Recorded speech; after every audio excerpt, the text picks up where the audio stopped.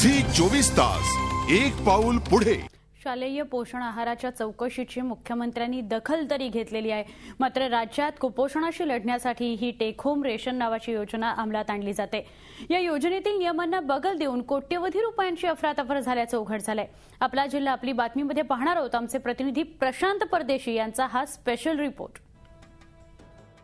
राज्यात THR योजनेअंतर्गत पोषण आहार पुरवण्याचं काम 3 महिला संस्थांना देण्यात आलंय।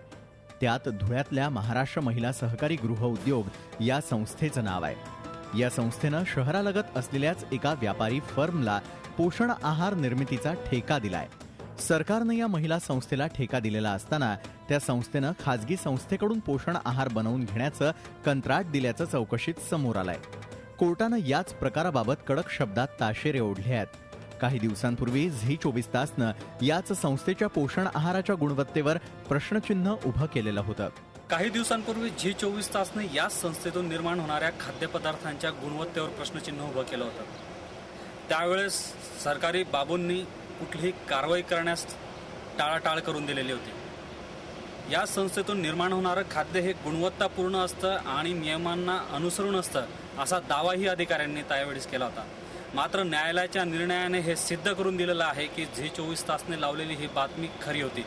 गेल्या एका महिन्यापासून झी 24 तास या संस्थेच्या मागावर होती।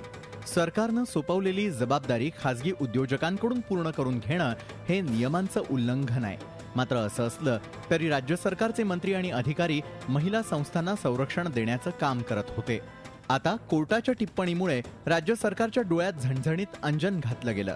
कोर्टाच्या निर्णयानंतरच कॅमेऱ्यापुढे बोलू असं महिला संस्थांच्या पदाधिकाऱ्यांनी स्पष्ट केलंय। महाराष्ट्र महिला सहकारी गृहोद्योग संस्था लिमिटेडचं हे कार्यालय आहे।